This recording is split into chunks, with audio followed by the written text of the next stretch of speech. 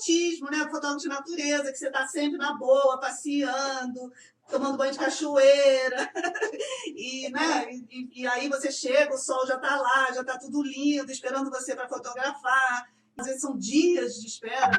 Me conta aí de alguns perrengues que você passou, assim, uns 2 ou 3 bons, assim, que você consiga lembrar. É um trabalho que a gente ama, que a gente gosta muito, mas é um trabalho, né? E que exige dedicação. Mas eu também, Monique, para ser muito sincero, existe muito no mundo, de forma geral, um estigma de que o trabalho tem que ser sofrido. Mas isso para a gente não é o perrengue que dói na alma, né? Esse é um perrengue que dói no corpo, mas que acaba que alimenta a alma um pouco até.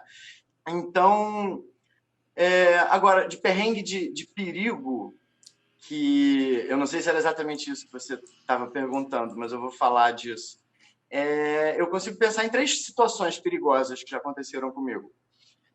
Uma foi uma tromba d'água na Serra do Cipó, que em Minas Gerais, né, ali ao norte de BH um pouco, na Serra do Cipó, dentro do Parque Nacional, num passeio que você vai para a Cachoeira do Tombador, Cachoeira do Gavião, e lá você também tem a Cachoeira das Andorinhas, que fica dentro de um vale, de um canyon de pedra. E era um dia chuvoso, e aquela coisa, aquela teimosia de falar, pô, não quero sair daqui sem ver tudo, né? Sei como é que é isso. Então, teve uma hora que começou a chover muito, ao ponto da gente, assim, botar tudo nas costas e falar, vamos embora. Mas quando a gente chegou nessa bifurcação, que ainda levava para a trilha da Cachoeira das Andorinhas, a chuva acalmou. Então a gente falou, bom, vamos lá conhecer a cachoeira, né?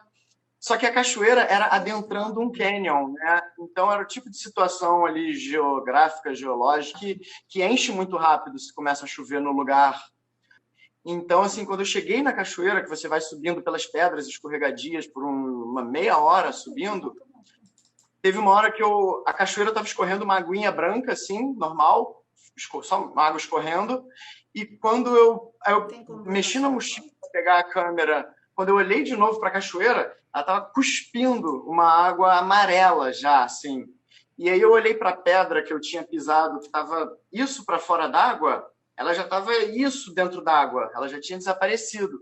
Então, assim, a meia hora que eu demorei para chegar na cachoeira, eu desci em 3 minutos, que nem um louco, mas assim, aquela adrenalina foi, eu acho que a maior adrenalina da vida, provavelmente, e eu saí com água na cintura, com muito medo de escorregar e ser arrastado. Então, enfim... E o equipamento, numa hora dessa? O equipamento é de menos, você não está preocupado com o equipamento. Mas salvou o equipamento? Enfim, o equipamento até não sofreu. Eu consegui, na hora que a gente foi embora, eu consegui botar a câmera na mochila, botar a mochila nas costas e partir. E o máximo que teve foi água até a cintura. Então a mochila sempre ficou para cima d'água, ainda bem. Então, assim, saiu barato pra caramba, mas enfim, poderia ter custado muito mais caro. Então, inclusive, eu não gosto de valorizar muito perrengues na natureza, porque são histórias muito legais de contar depois e que acaba dando até uma romantizada na profissão, mas que eu não desejo para ninguém. E eu acho que é assim, que certas coisas beiram a irresponsabilidade. Eu tento muito não passar perrengues. Outro perrengue foi fugir de raio. Fugir de raio é tenso, mas isso também dá para evitar, né? Assim, também teve um certo aprendizado aí por trás disso. E foi meio que aquele termo que o pessoal usa às vezes, que é febre da montanha, sabe? Você quer porque quer e acaba fazendo o que não devia porque você estava com muita vontade de ir. Então, a gente foi para a Cachoeira do Bracuí, que é uma cachoeira na Serra da Bocaina, que é a Serra do Mar, e na volta da Cachoeira do Bracuí começou a chover muito, muito, e virou tempestade de raio. E a gente, quando saiu da mata de galeria que tem em volta do rio, o caminho todo até o carro, assim, mais de 1 hora andando, era só pasto. E era pasto sem árvore. Então não tinha absolutamente cobertura nenhuma. E começou a cair raio numa frequência e numa distância muito assustadora. Sabe, você tem aquela conta da velocidade do som, que mais ou menos um segundo entre a luz e o som, são 300 metros de distância, tinha clarões de raio que não dava nem um segundo o som. Então tinha raio caindo a 100, 200 metros da gente. Então, Vitor, isso me faz pensar assim, como é importante também você saber, assim, você se associar com pessoas que conhecem bem a natureza, o meio ambiente, né? Se você está sempre junto com outras pessoas, né? Como é que você se junta, né, com outros profissionais de que áreas, né, que você costuma se associar para ter as suas incursões na natureza, assim, são os biólogos, são os geógrafos, são geólogos, qual perfil, ou são aventureiros, pessoas que gostam de fazer trilha, quem são seus companheiros? Ou você costuma ir sozinho? Assim, eu queria que você contasse um pouco dessa tua equipe que vai com você, ou não, se você vai sozinho. Uhum. Bom, tem coisas. A fotografia por si só, de natureza e de outdoor, ela é muitas vezes muito solitária. Mesmo quando você está com outras pessoas, por exemplo, eu fotografei um highline, né, que é o slackline no alto das montanhas, e o highline tem toda a galera do highline. É uma galera, gente fina demais, inclusive, que eu tenho novos amigos que eu fui fazendo ao longo da vida do pessoal do highline. Mas, assim, por mais que você tenha ido encontrar e que lá tenha um grupo que seja de 10 highliners, às vezes o lugar que você fica fotografando não é onde o pessoal está curtindo, tomando um café, deitado numa rede e conversando. Você tem que se embrenhar no meio do mato e ficar longe de todo mundo para achar o ângulo certo. Então, você não está ali trocando ideias, se divertindo com eles. Você está, muitas vezes, perto, mas longe. Você foi lá, você encontrou todo mundo, mas você se distancia porque você precisa se embrenhar em algum lugar e ficar sozinho naquele lugar fotografando. Então, isso acontece muito. Mas também tem situações que são melhores. Vitor, eu estou mostrando aí a foto, não sei se, até tenho curiosidade, do Pão de Açúcar. Não, acho que é na Barra essa foto, né? Não, sim, foi na Pedra da Gávea essa. Então, esse aí deve ser um desses momentos que você está falando, que você fica aí intocado em algum canto. Aham. Bom, tem uma pessoa aqui perguntando também, o Dodô, se eu prefiro fotografar sozinho ou com outras pessoas.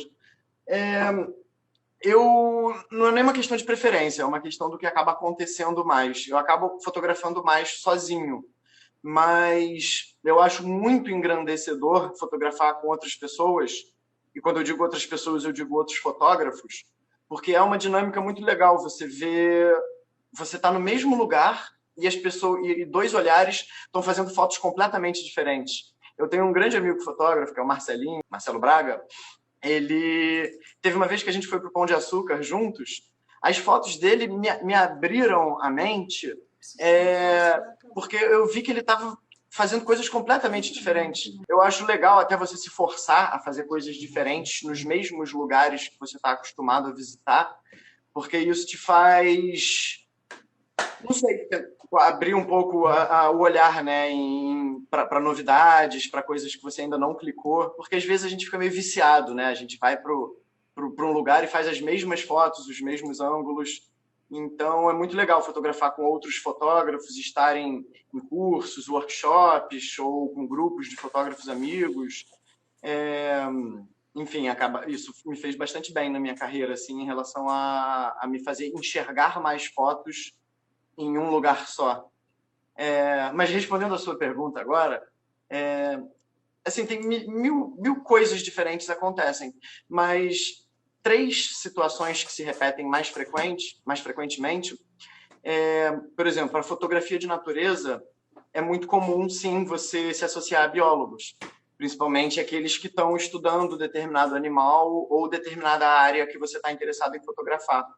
Então, eu tenho uma parceria que se tornou amizade também com muitas pessoas do Refauna, né, que é um projeto de diferentes instituições. Estou procurando a foto da anta aqui. Ótimo, bota aí. Que é um grupo de vários biólogos, na verdade, né? Tem o Fernando Fernandes, que foi tipo um dos idealizadores, mas tem o Marcelo, o Maron, Joana, a Catarina, Carol, posso falar. dezenas de nomes aqui, todos eles estão você. E a maioria é associado a algum projeto específico do Refauna. Tem algumas pessoas que trabalham com todos os projetos, mas, por exemplo, a Carol Starling é responsável pelos jabutis, a Catarina trabalha com as cutias e por aí vai. O Maron e a Joana são as principais pessoas ligadas às antas. Então, é muito importante, sim, você consegue acesso a situações interessantes e até a segredinhos da natureza, né? Porque a gente não nasce sabendo tudo. Então, muitas vezes, para você encontrar um bicho que não está exatamente se mostrando para você, que está lá escondido na natureza, não querendo esbarrar com você, inclusive, você precisa que alguém te dê o caminho das pedras, alguém que já está acostumado a trabalhar com ele, alguém que saiba onde avistar. Então, sim, é muito comum ter contato com biólogos. Um dos primeiros, inclusive, muito amigo meu também, é o Thiago Souto, que foi a pessoa que me levou à Régua, que é a reserva ecológica de Guapiaçu, onde estão trabalhando a reintrodução da anta. A primeira vez que eu fui na Régua, na verdade, foi com ele, acompanhando um trabalho, uma pesquisa que ele estava fazendo com morcegos. Então, antes de começar a fotografar o pessoal do Refauna, eu já estava fotografando morcegos e outros projetos também.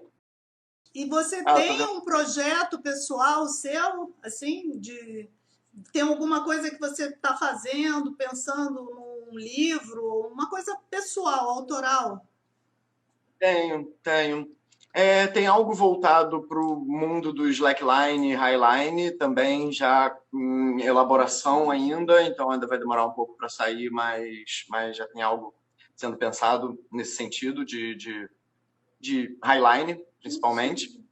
E também tem um projeto que está em andamento, mas a coisa está um pouco enrolada, porque está tendo troca após troca na diretoria do parque, que é um livro sobre o Parque Nacional da Tijuca.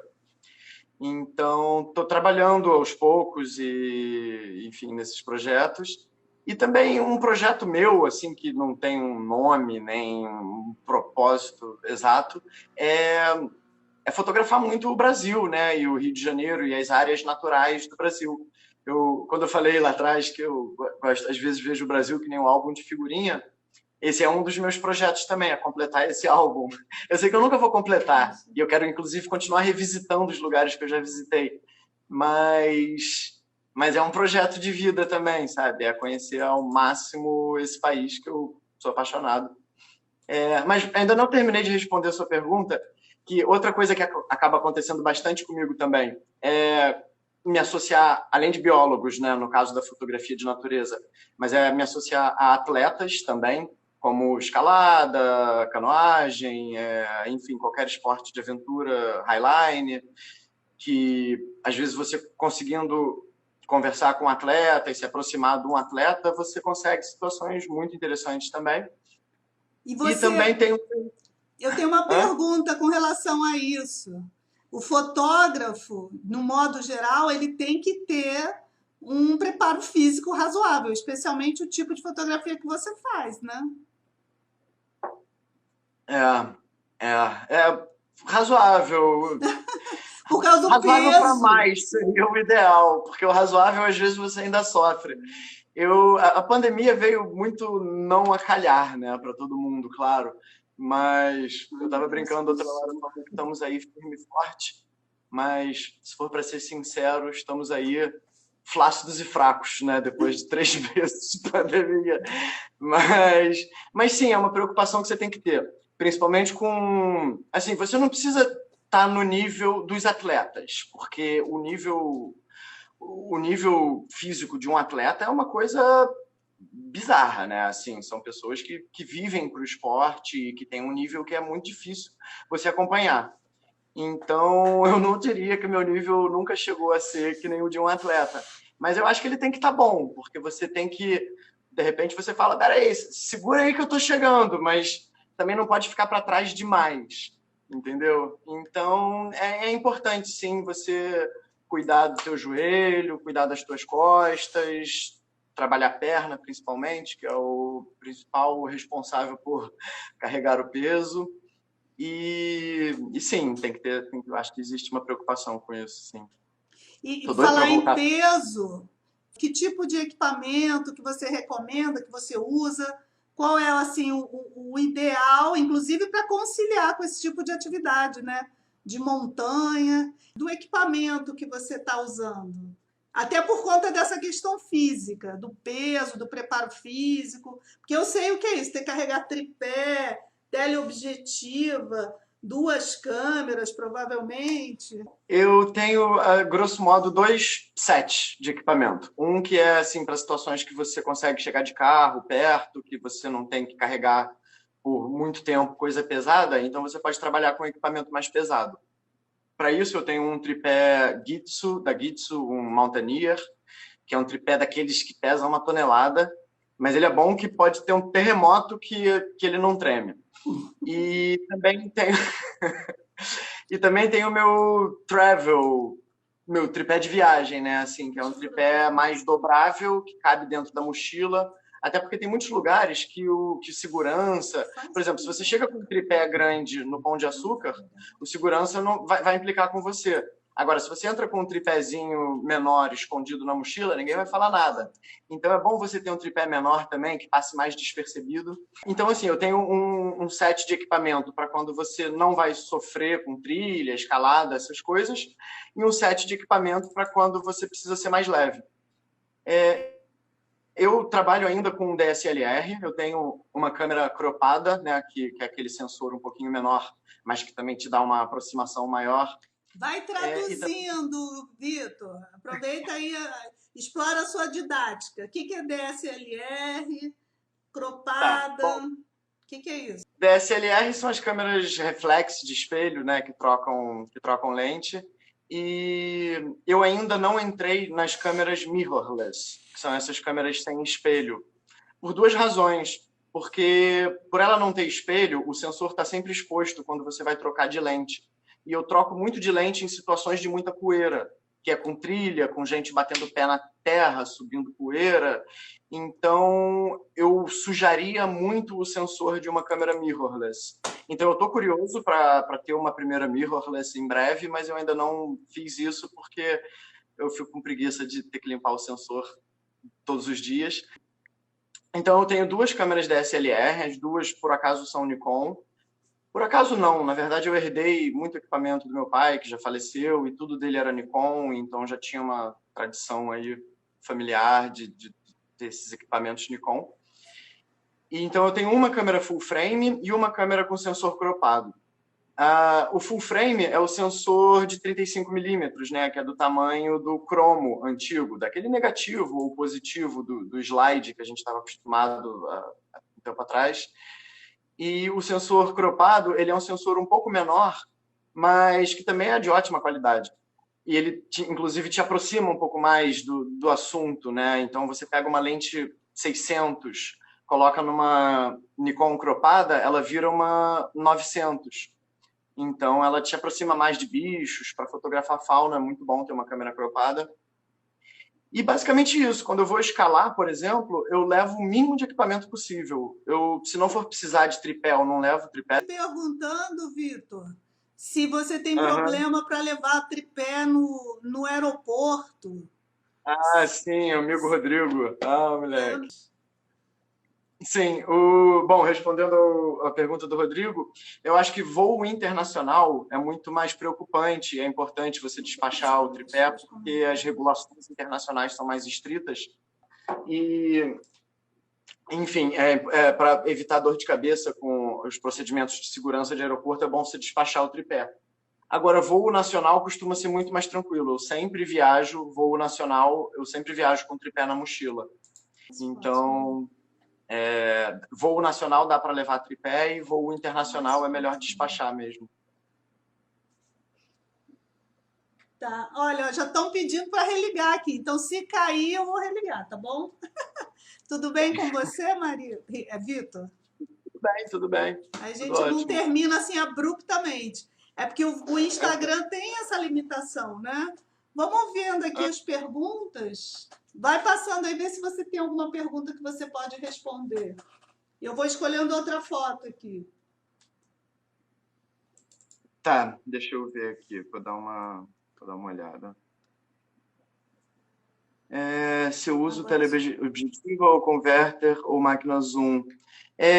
Eu uso uma objetiva, eu tenho, ainda no assunto do equipamento, né? Eu tenho uma 150-600 milímetros da Sigma. Ela não é uma lente tão clara, né? Ela não é 2.8, nada dessas lentes super ultra prime, mas ela é muito boa. E se você compensa no ISO, o que você perde de abertura da lente, porque eu acho que ela é 5.6, não, acho que ela é 5.6.3 de abertura. Então ela não é uma lente muito clara, mas ela é uma lente super nítida e ela é uma 600 na full frame e ela vira uma 900 na cropada. Então é um zoom muito bom já, né? Um zoom não, é uma aproximação muito boa já para uma objetiva. Deixa eu tentar ver mais alguma pergunta aqui. Gente, vai aproveitando, vai botando as perguntas aí. Quem quiser fazer pergunta, aproveita. Tem um amigo meu, Rodrigo, aqui também, fotógrafo, perguntando sobre o Pantanal, se a gente vai ano que vem. Outra pessoa já tinha perguntado sobre o Pantanal também. Então, é claro que para fotografia de natureza, o Pantanal ele é um dos santo graais. Deixa eu levantar um pouco o celular aqui.